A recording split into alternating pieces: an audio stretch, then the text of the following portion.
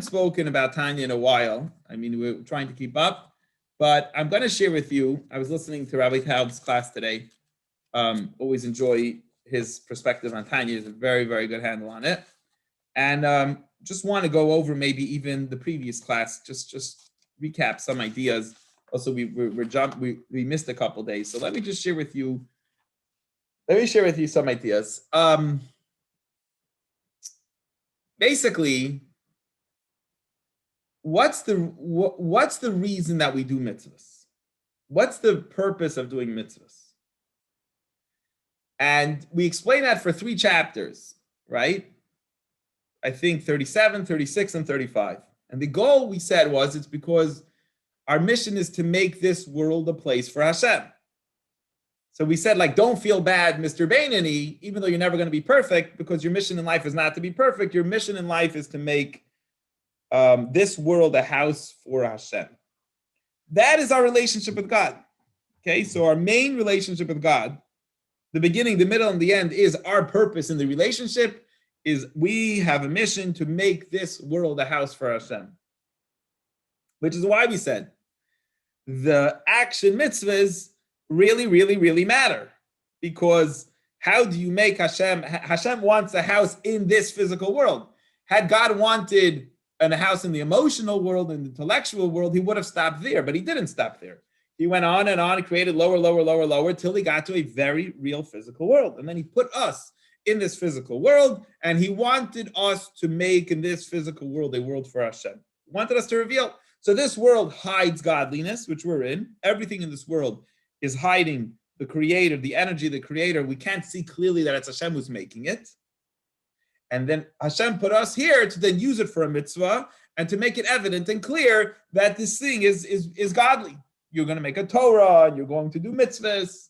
You're going to go to Orlando for Pesach, or wherever you're going to go. You're going to go to Atlanta for Pesach, and you're going to make a Seder. You're going to use a hotel, and now the hotel and all the money you're spending on the hotel and all that stuff is now revealed how it's for a mitzvah. You're using it to serve Hashem. You're using it for a mitzvah. And it's clear the Seder is for God. So now everything you did, you're using in order to serve Hashem. Very nice. But why do we need kavanah then? So why do we need the intent behind it? So we said something interesting, by the way, if you remember in the beginning of Tanya, that motivates you to do the mitzvah. Without the motivation, it's hard to do the mitzvah. But we're going past that step. That's not what we're discussing in the Tanya now. Why do we need the motivation and the intent to do the mitzvah? Why is that important? Because when you meditate and are motivated and have the intent of the mitzvah, you actually make it even more clear that this world is a house for Hashem. Because if you do the mitzvah not passionate, without passion, you're still making the house for Hashem. It's clearly being used as tefillin, but I'm totally not passionate about it. But if I'm really excited to do the mitzvah, now the mitzvah, it looks much more clear that this belongs to God because the way I'm doing it. It's much more obvious, even more than just doing it, that this is for Hashem. So why is intent important? This is really the Tanya we've been discussing in the previous chapter, but I maybe haven't made it so clear. Here's the key. Where you are benefiting from kavanah. You are much more in touch and connected and passionate, but that's not why. The reason you're doing it is because you want to make a home for Hashem. That's why you're doing it. That's your purpose. There are many fringe benefits. There's a lot of other benefits that come with you doing the mitzvah with intent. You feel much holier and you feel much spiritual. No. But the main purpose of a Jew in this world starts and ends in the middle and begins and ends, is that your purpose is to make this a home for Hashem. That's your drive. That's your motivation. And even the kavanah element of the mitzvah, the drive of the kavanah is also because through intent and passion and drive, the mitzvah is much more clear. This looks much more clear that this world is part of a world for Hashem.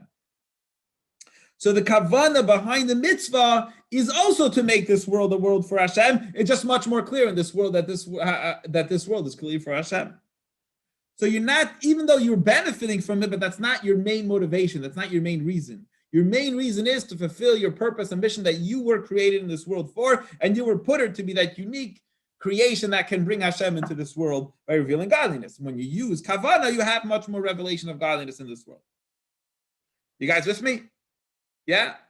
So today, we're going to now though get into Kabbalistic ideas a little bit of the levels we can reach in kavana. And we're going to ask an interesting question. Who is greater? Is an angel greater, or is a human being who reached his potential and his level, is he greater? Who's greater? Malach, an angel who we believe is one-track minded, believes in God, and that's all he wants? Or a human being? What would you say? Anybody want to make a suggestion? Want to make a case and argue their case very quickly, real quick? Would you say an angel or a human being? Human being. Harvey's saying a human being. Okay. Why? I see Ira's agreeing. Why? Why would you? I agree with Harvey. Brett would agree with Harvey that the human being is greater than angel. How could that be? Because the entire purpose of creation was for like the physical world, and like he gave the Torah to us, not to the angel. Like right, like Moses had it. Like, it says when Moses got the Torah from Mount Sinai, there was a debate with Moses and the angels about who should get the Torah. And like Moses basically says the Torah talks about physical people, human beings, not about angels. So it's meant for us. It's meant. Okay, that's true. That's one element of it, is that only human beings have the uniqueness that they can make this physical world a place for Hashem. Angels can't, because they're not physical creations. They might be very holy, great people, but they're not in this physical world. But I'm asking I'm taking a little deeper. I want to know who could reach a higher level. Based on what you're explaining, the argument might be the other way. Human beings are unique, that they could get in touch with this world. I would still say humans. As angels. We talk about it. Talks about, some rabbis say that like a Baal Teshuva can reach a higher level than even a Tzaddik if they truly do Teshuva, right? And like I guess like all angels, all humans compared to angels are basically Baal Teshuva, right? Why compared is to that? an angel, why could a Baal Teshuva reach a higher level than a Tzaddik? Because they first have to descend down to lower levels. So once they ascend to lower levels, they're able to ascend to higher levels. Why? So, I don't really know why. Okay, let's see. I just know from what I've learned. Jump in over here. Yeah, Ira. I guess it's relation to where you start. Angels are already starting at a higher level, so to speak. So humans have more free will, and they usually start at a lower level. So there's a greater span, so to speak, for them, possibility of growth. But if they're lower, they should be much harder to catch up to the angels. No, not if they grow, then they're much further behind. They're behind. But You're telling me they're much lower down the ladder. Potential. There's a greater potential for growth since. Why? Because they're lower? Because humans, we don't start at the same level. Yeah, but we're lower. So why would that make us higher if we start lower? Because angels, like you said, have like a pre-plan, so to speak, or have a pre-mission. God sent them on a pre-mission, while humans have freedom of choice, so that pre-mission of holiness, and humans could sin and they could kill and they could do terrible things. To overcome all those obstacles, the negative obstacles that or God gives us, or that not the devil, I forget what it's called, it's a horror. It's a horror, like all the negative things to overcome them. And good. So why would we be higher if we have a whole bunch of more challenges than them? Because we're doing it willingly. We're doing it out of our own free will, while an angel is predetermined. Good. So fine. I'm not arguing that point. But will we get higher? Can we reach a higher spiritual level than the angels? That's my question. Can we reach higher, or angels are higher? I don't mean to I'm not trying to give you a hard time. I want to bring out a point. I think, because we have a greater ability for growth and to get knowledge. And the angel, from what I understand, is predetermined to do. God sends them on one mission, and that's it. So what's the mission? The mission is to reach to a very holy spiritual mission. He's very connected.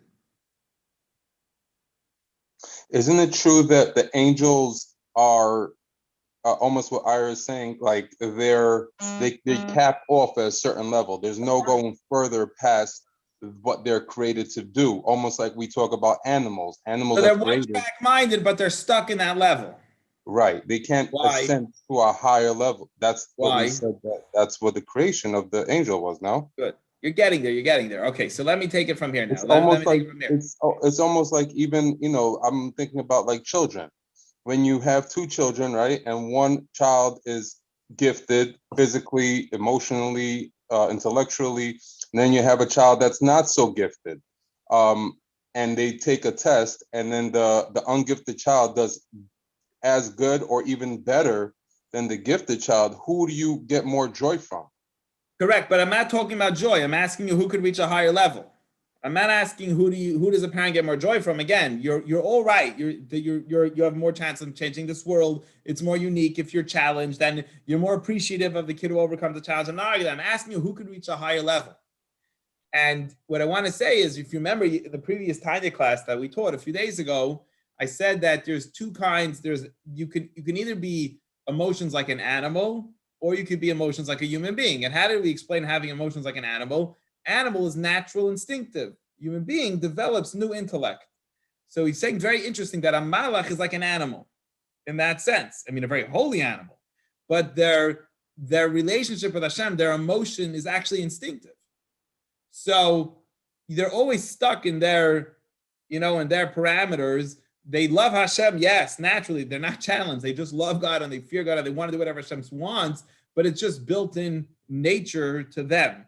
The human being has the uniqueness that he could reach the level of seichel, of intellect, which he could actually develop tremendous. Hashem gave us a brain that could think, and it could develop in your own intellectual, stimulate ideas in your head, that you have tremendous emotion that could produce tremendous emotions inside the person that comes from your own stimulus, from your own intellectual capacity. And angels are not like that. So angels are very holy, but they're like animals. It's very interesting to think of it in that example, because an animal just does its nature. Like, you're not angry at a lion for killing someone. It's just doing its nature. He didn't do anything good. He didn't do anything bad. He's just acting on his nature. Human being's not allowed to act on his nature. He has to get higher than the animal and then use his intellect in order to learn something, go to school and learn to be disciplined and do what he needs to do, and not what his instinct is telling him. That's what we're saying. That is the message in today's Tanya. Is that's why. I was asking you the question. I was challenging you guys. That's why a human being, a tzaddik, who reaches that tremendous level of love and fear of Hashem from intellect, is greater in a sense than an angel. And in the world, let's talk Kabbalah now. Let's get into the world now. In Kabbalah, we always talk about Atzilus, Bria, Yetzira, and Asiya. Okay, Atzilus, Bria, Yetzira, and Asiya. We also talk about Chachma. So first, we have the four worlds. Atzilus is pure divinity, because it's just the beginning of Hashem, of infinite energy of God creating that first world. You look in that world, all you see is God. You wouldn't see any creations, any physical creations. You take it down, and that level is also called Chachma. It's called the highest level of intellect. Chachma is where that first thought enters your mind. You don't have anything yet. It's just telling you that it came from somewhere deeper. It came from much more amazing level. So Chachma is like Atzilus, kind of.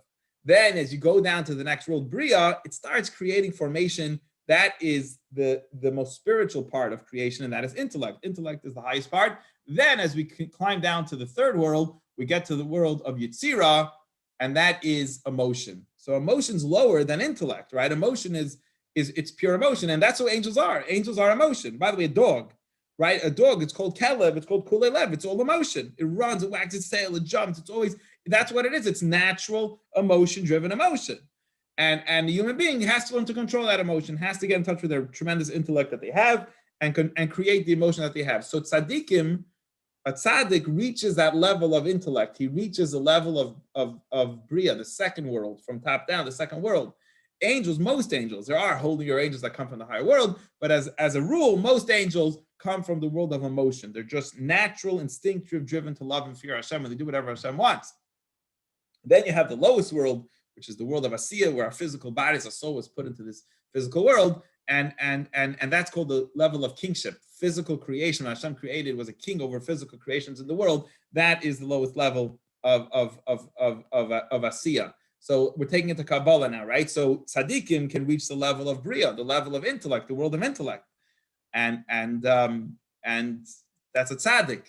And an angel, most angels really just go to the level of Yetzirah because they are instinctive, and that's why a tzaddik could take a higher level than a malach, than an angel. Okay, so we're going to go to Tanya. We'll look inside, and then we'll take any questions we have afterwards.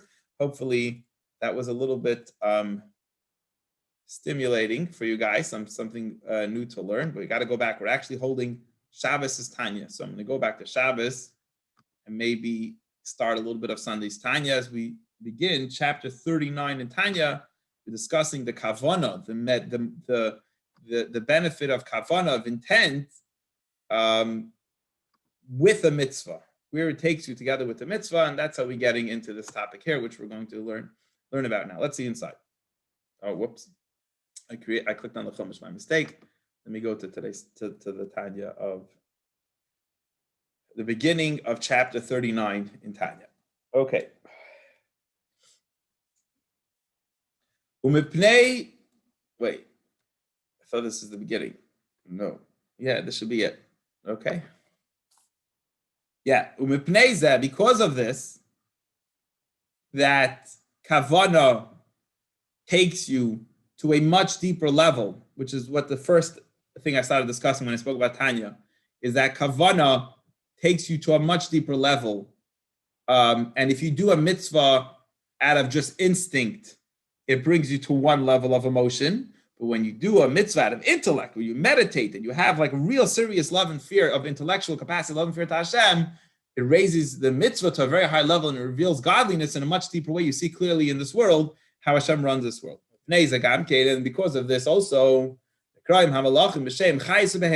actually why you'll see in Tanakh, angels are called animals. They're called animals. Why? Beasts and animals. Where do we see this? If you look in the Tanakh, you'll see it describes the angels. One looks like the face of a lion, Shemar Mismal, and the face of an ox. It's not just that they look like lions and oxes, it's because they really are naturally running and operating in a similar way to animals, that they are instinctive. They're very holy instinct, but they're operating off instinct. Because they don't have free will. That's why it makes sense that angels don't have free will. It's a very interesting class in explaining how angels operate, because they are pure emotion. Animals don't have free will. If you stick your hand in a lion's mouth, he's going to bite you. What do you want from it? It doesn't have free will, doesn't have intellect to decide what I want to do. He's naturally driven to attack if someone attacks him. And the angels' love and fear is operating out of nature, out of their nature. Like it says in Kabbalah Parshas Pinchas, that they operate, the Kabbalah says, the angels operate out of instinct and nature. And because of that, a tzaddik who operates out of intellect, love of Hashem, is even greater than an angel. It's unbelievable that a human being, a tzaddik in this world, can actually be greater than a malach, and we're explaining why. Because he says the root source of the souls of the tzaddik, because they're very high souls, when a tzaddik comes down to the world, you see this holy, amazing spiritual person, who ba'olam habriya, it's in the second world, down in the four worlds. Atzilus is the highest one, the second world is Bria, and the source of angels is from the third world, is from the world of Yetzirah. He says, in the note, that's in your average angel. There are, though, angels, Hashem does create certain angels, that they do operate in the higher world, where the love and fear is intellectual and it's not pure instinct. As the Zohar says, the Zohar says there are two kinds of animals, meaning two kinds of angels, the ones that operate out of nature and one of intellect, as it says in its time. But with that, we're not getting into a whole class here about angels, but there is a major difference between a tzaddik and an angel. An angel operates out of instinct, love and fear of Hashem out of instinct, and the tzaddik out of intellect, and therefore it's greater. And the difference between them is, what's the difference between the world of Bria, where we say a tzaddik soul comes from, and the world of Yitzir, where the animal, where the angel animal soul comes from? Because in the world of Yitzira, listen, the world of Yitzira, which is the third world, over there shines God's emotions. The 10. Remember, Hashem created the world with 10 attributes. In the third world, where the angels come from, in that world, that is expressing heavily the light, the shine, is the 7 emotions with which Hashem created the whole world. Kindness, severity, Tiferes, beauty, the different emotions that come as strictness, the love and fear, the love of Hashem, the awe of Hashem, the fear of Hashem. That is what you see when you come to the world of Yetzirah. That is what's overriding everything else. That's the energy of that world. Like it says in Kabbalah, the Shis Svirim Mekadev Yetzirah. He's quoting Kabbalah. Kabbalah says that the 6 emotions are operative. That is where their world is, and that in the world of Yetzirah. So we can divide it by the names of the 4 worlds, which is Atzilus, Bria, Yetzirah, Asiya, or we could divide it using the 10 energies, which are attributes that Hashem created the world. The highest one is Chachma, which is wisdom, because that means nothing. It knows it's nothing, and that means you're touching and feeling the infinite. That's the highest world. The next world is there's some formation, but it's an intellectual information which you might feel independent, but intellectually you do grasp that Hashem is everything. Then you go down to the world of emotion, which emotionally I naturally feel that I love and fear Hashem, till the world of our physical world of Asiya. And that's why that is the way the work and the operation of angels are. They operate. Angels are emotional beasts. They love and they fear Hashem. That's who they are because they're created from the world. That's where they're operating out of. They're wired. Their natural tendencies is like that because they are created in that world, and therefore they're very emotional. They have love and fear Hashem, tremendous love. I could imagine, like if you go, there's emotional people who like daven with such emotion because they're simply emotional people. And they get all excited. That is what the world of the angels look like. And he actually gives you the names. There's a famous Gabriel, angel Gabriel. He's Masmo. He's from those angels that were created from the left side, from the Gevura, the severity, the strength side. So which evokes fear and awe. They feel, some people always walk around, your natural tendency of is a certain emotion. His tendency is fear and awe. However, if the camp of Malach Michael, Michal, that's love. Because they're created beings of emotion. That's their energy, what they are. But in the world of Bria, which is going up one world, the second world from the top down, it's not the 7 emotions. It's the first, remember we said there's intellect, is what it's on top and creates the emotions. Where is the intellect shining? That's shining in the world of Bria. Over there, intellectually, you perceive and you grasp the greatness of Hashem. And intellect is the mother of emotion, right? That's what creates emotions. It's higher than the emotions. It's intellectual, just like the difference between human being and an animal. And just like it says in the Zohar, and he quotes the Zohar as a source, it says that the mother, which is Bina, which is intellect, which creates emotions, is in which world? Is in the world of Bria. That's in the second world. So if you went to the world of Bria and you went to check out who was there, you would see extremely intellectual beings in that world. And that's why tzaddikim are over there. Because what? How does a tzaddik operate? He thought and he meditated and he contemplated and he uses his great intellect in order to comprehend, conceive, and get to know Hashem through his own personal intellect. Which is called the kind of love to Hashem that came from an intellectual stimulus. And that's why the tzaddik is greater than the malach, than the angel, because he comes from the world of Bria. And from this, and from his love of Hashem, from intellectual love of Hashem, it becomes a clothing for the soul that's in the world of Bria, the second world. It's called the higher Gan Eden, like we'll explain later, because of that there's 2 levels of Gan Eden. There's a lower Gan Eden and the higher Gan Eden. And the tzaddik gets to go to the higher Gan Eden because the higher Gan Eden is the world of Bria, and that's the world of intellectual stimulus. And that's why the tzaddik will go to that world, to the world of Bria, after he passes away. Okay, we're not done yet. Almost done. We'll do a little bit more of the next, continuing the chapter, and then we'll stop. We'll take any discussion questions people have. However, this is souls, which means now I'm going to explain that in the person, there's a number of levels of the souls that we have. The truth is, every human being has 5 levels to his soul. Like often you'll hear them express different levels. Like I say, neshama. you're such a neshama. This is a neshama. Neshama we always just read as soul. But the truth is, neshama is actually the middle of the 5 levels the soul has. So the middle one is called neshama. You might hear, you might have heard the word ruach. Ruach means often translated as spirit. So that's right. Nefesh ruach, that is a step below nefesh. You might have heard nefesh ruach neshama chay. Yeah, nefesh ruach. That's a step below neshama. So neshama is the middle one. Under that it's ruach, and then under that also we'll see in the Tanakh and other places we'll see something called nefesh. So nefesh is the lowest level of your soul. Ruach is the second of your low of your soul. Neshama is the third level, and then Chai is even higher than that, and Yechida is even higher than that. Yechida is like totally one with Hashem, like you don't even recognize the soul at that point. And as you go lower, that's how it operates in your body. So the level of Nefesh, the middle level, is still a very, very high level of your soul. Like if people could get in touch with that level of their soul, that would be something tremendous.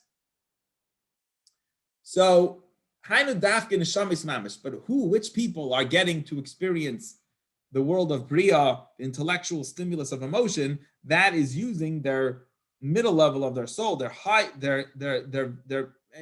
often it's actually spoken as the highest level of their soul, because the higher two on top of it, I know I'm calling it the middle, but they're really so high you don't even get in touch with them. You don't ever get to know them.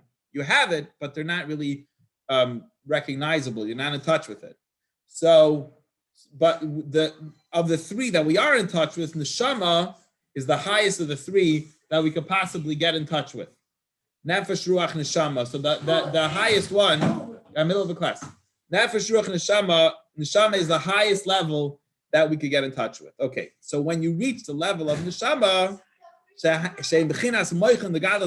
who is someone that really connected with the intellectual greatness of Hashem, got in touch with that level of the soul by really meditating, contemplating Hashem, that's a very high tzaddik. And then he's higher than the angels. But the level of ruach, if you're in touch with your one step down, the level of ruach of your soul, and all the other Jews that serve Hashem and with this level of their soul, they never get in touch with the higher level of their soul. They always get in touch with the level of ruach.